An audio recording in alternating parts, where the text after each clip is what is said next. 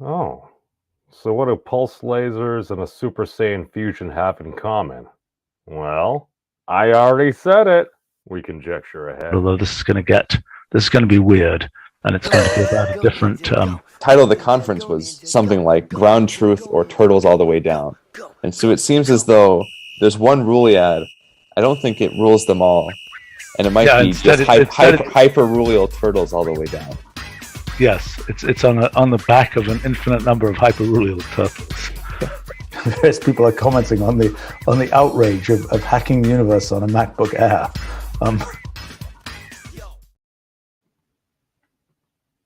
Check. All right.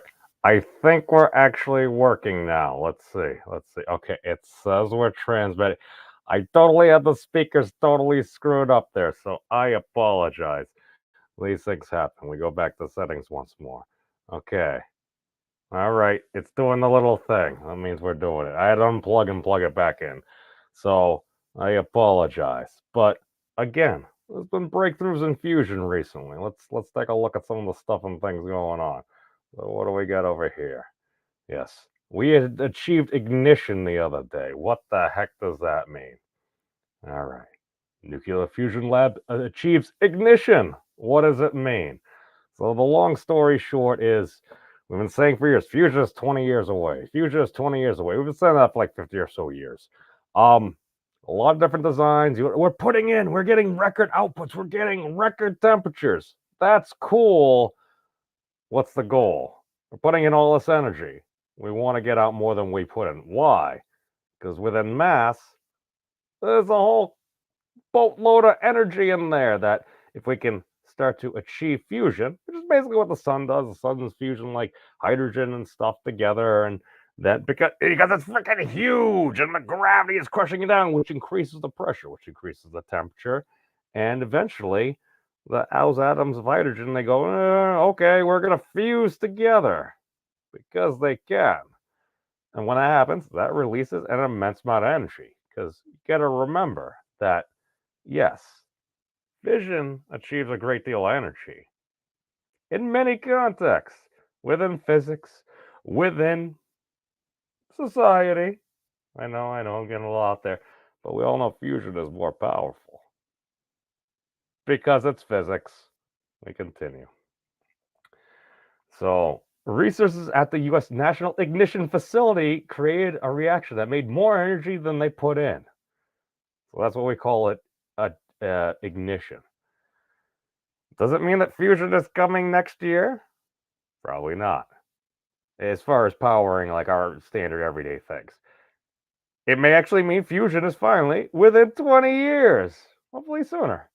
But as we can see here, scientists at the world's largest nuclear fusion facility for the first time achieved the phenomenon known as ignition, creating a nuclear reaction generating more energy than it consumes. This is the breakthrough U.S. National Ignition Facility, NIF. Imagine that. The National Ignition Facility achieved its goal. I love science. Made on December 5th, announced it today, which was last week. Okay, it aims to, basically what they did, this is a slightly different result. Usually you have the tokamaks where it's like compressing this plasma like state of matter, and we're going it around, kind of like a tokamak, kind of like the donut. And also the Princeton Naughty Nautatron. That is an actual thing. I forgot to link in the do as well as these articles. I'm terrible.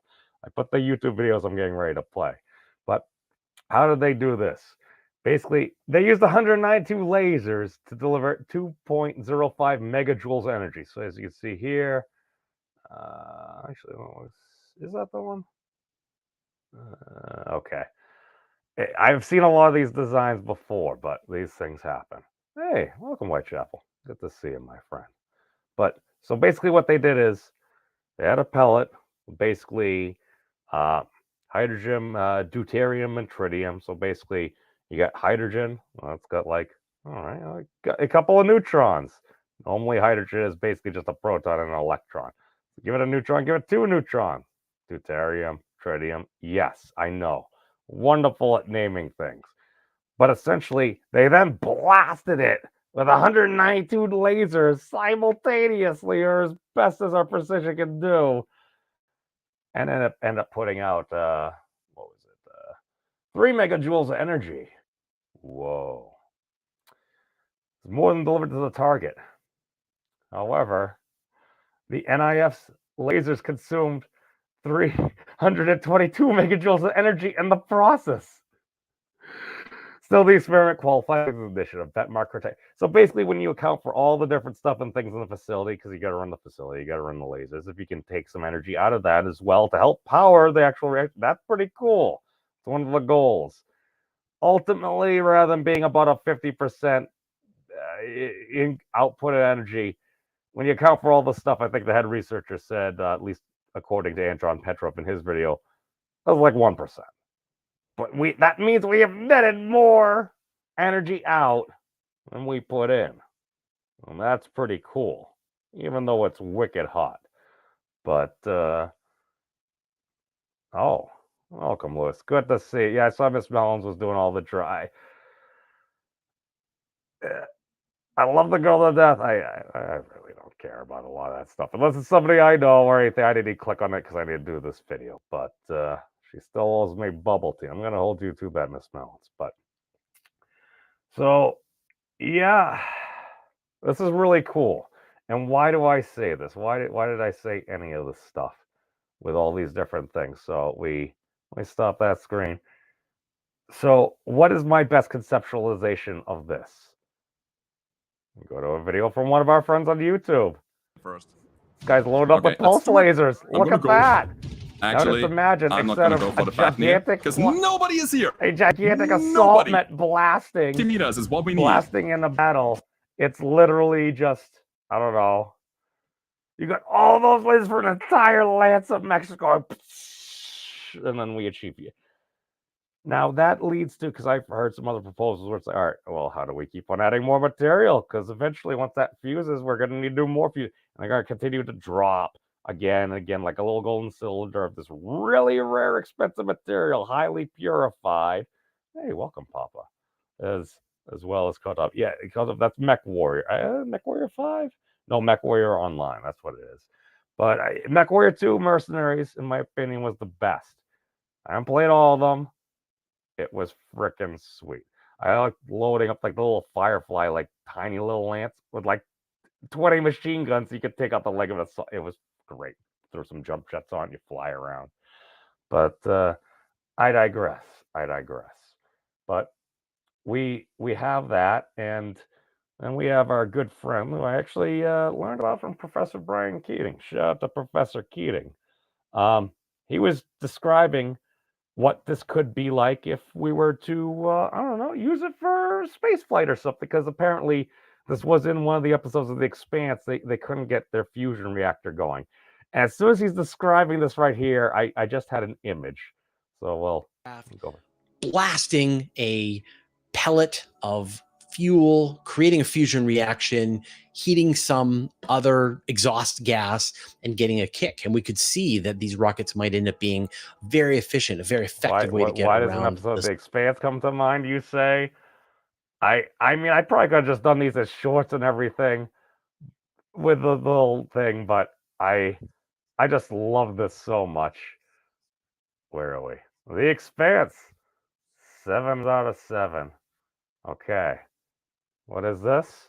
Oh, that's one of those hybrid things that was going to like destroy the Earth. How do they get rid of it? Lure it with some highly radioactive stuff and things.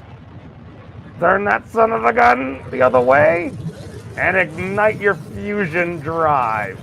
And that was how they ended up taking out that thing that apparently it just kept coming. They kept firing at it and stuff, and then yes, they blasted into literal oblivion there. So I thought that was also kind of cool as well. But now, what's the other thing that we do? Why the heck do I have Super Saiyan 2 Kefla on this thumbnail? That's a great question. Came to another video, which I love this idea. The feasibility and scalability, we'll have to see. Again, there's a lot of cool ideas, but any way to achieve Nuclear fusion was brought to us by our friend. Was it real engineering? Okay, here we go. The generator forms two mirrored rings of plasma on either end of a reactor. 2 plasma and donuts. in a tenth of a thousandth of a second, they Whoa. fire them at each other, sequentially activating. Whoa! So basically, they're activating all those lasers. They're basically kind of doing like a little mini tokamak on each side, and then accelerate them together. I'm pretty sure they're anti-symmetric, so they're kind of going the other way, because what it ends up leading to is converting the astonishing kinetic energy of the ions, traveling at 300 kilometers per second, into thermal energy. thermal energy. Is it just me, or that articulation? Looks kind of like a not articulation, in my opinion. I'm just saying. This is why we say we conjecture ahead at the beginning. Now, this is really cool. The links for these videos and stuff are in the doobly-doo. Totally awesome. I love seeing these new ideas, and now that we've actually hit the goalpost, it's like, all right, we've achieved ignition.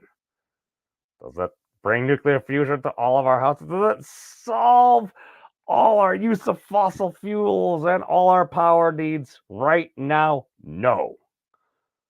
But it's a cool thing. We got like a little gold star that finally did something. It's like, all right. And then, we need to go to our article from over here, because, okay, let's say you could do that. Can you sustainably do that for a long period of time, totally extracting energy? Because in that way, what they did is they're literally having that ionized plasma literally basically create a magnetic field and create electricity from that. That's a cool idea. Your standard tokamak, it's like, all right, you got this energy zooming around and everything. It's like, or even the lasers, it's like, great, but by the heat, we need to take that heat and put it somewhere. I mean, can you just derive straight electricity? No, you need the steam and stuff like that. And what happens if you need to put it down for a while? Where are you going to store all that energy? Well, this is where molten salt comes in. And I don't even believe it's this particular article, because I am the bad. As we can see here, we have fusion energy is one step closer thanks to development in China, according to Chinese state media. According to state media, Chinese science is now in a position to supply critical parts for the planned International Thermonuclear Experimental Reactor projects. All right, so basically, according to the state media, they hit like 150 million degrees Celsius, 207 million Fahrenheit. I'm just saying that a coherent set of I'm just saying. So basically, they're using the donut tokamak again, and how long did they have this? They had this going for a while. Was it 5 minutes, 15 minutes? That's one of the things. Okay, so basically they're developing additional barriers. Yeah, all I know is I think allegedly they had hit extraordinarily high temperatures, and they had been going for a good number of minutes. And seeing as a lot of these other fusion reactors, like, all right, it did it. It blipped. We created like 100 million degrees. Gotta let it cool down. Gotta like wait a day to do things, because I think even the National Ignition Facility, they can only do that like once or twice a day or something. So it's one of those things. Can we use it for space travel? I mean, that would be pretty freaking sweet. I think we'll work on the technology on Earth first before we try to miniaturize it, install it on a spacecraft or somewhere, and then launch it into orbit. See, fast and light travel, we need to do a lot more than that. Is that possible? I mean, is it really faster than light if you're warping the fabric of reality? It would probably go at the same speed if it was with us. I'm just saying. But I got a lot of hope. There's a lot of science and technology out here. Oh, and when I saw that totally reminded me of one of the little anime videos that I had done before, because I'm like, wait a second, 2 donuts combining into something that's more powerful. Where have I ever seen that before? We go to our friend for a little anime physics to wrap up with. Oh, 2 powerful energy donuts. Look, they're coming together. But oh, Goku is in a little Ultra Instinct-ish mode there. Uh-oh, Kefla! Here it comes! I'm sorry. I totally needed to put the Caleb Hyles version of Ultimate Battle onto the English stuff. Why? Because and the English one wasn't all that great. Just my opinion. I listen to the Japanese one a lot. But hey, Zombie Box, good to see you. Well, thank you for popping in here. But yeah, we're just wrapping up. Basically just covering some of the breakthroughs in Fusion and everything. And that's why I'm like, all right, I see some lights in the darkness. It's a little bit of glimmers. People are like, oh my God, it's doom and gloom. It's like, well, apparently everyone's internet is different. The internet tends to show you what you're looking for. If you've been looking for some doom and gloom, you can find all that doom and gloom. That's always been the case. I'm just saying on the brighter side of things, we've achieved fusion, bruh. And that's pretty freaking sweet.